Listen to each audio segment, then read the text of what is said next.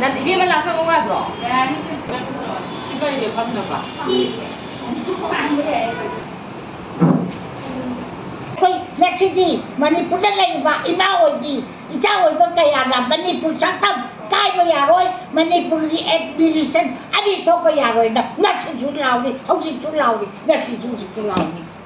ase ko ba ta ja sida amu khagau da na Churachandpur da gi nupi ama Bishnupur police ta ekha Pali basabak laaga kontau ga geng bet tàu thế hay là gì khabar da koi mít da sa chỉ mà thâm da lối ra chúng ta là vấn đề koi chúng ta bôi chúng ta ngoài thế aduna mà muốn là ba li ba em pha sẽ xem ba cũng là ngặt sẽ khâu là ba Bharat Sarkar vấn đề state ki Sarkar cũng là mà na thì dân đi ra koi Manipur ki chibi ai ta tu ba ta chibi ai ta sinahan niya mga pamse Abdi body na nupiani do body kadana content kawe ako di gate let kawe kasi body mang jensen biroy tra ako ka pag kiba kira atuda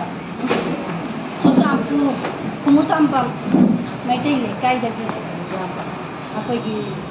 aseng maming mate ahaibam mina leima sahi kuthata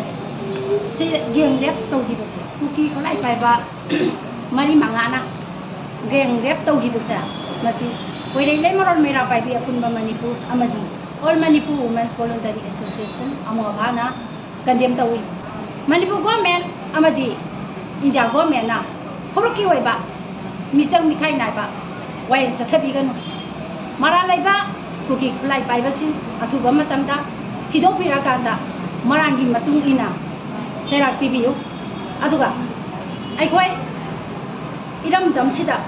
lairiba ai koi khuding mangna ai koi maitai nupi sa ai koi isa kidamakta yamna ikai khumna na yamna kai matongna laiba nu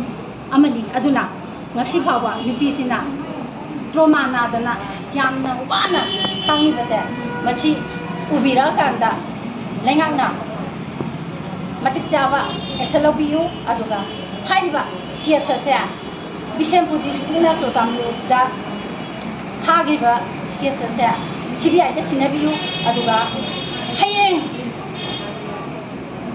tang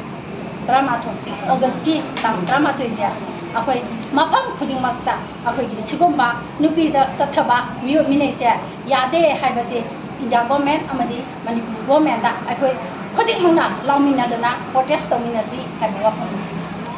asi media gi thamda thamjai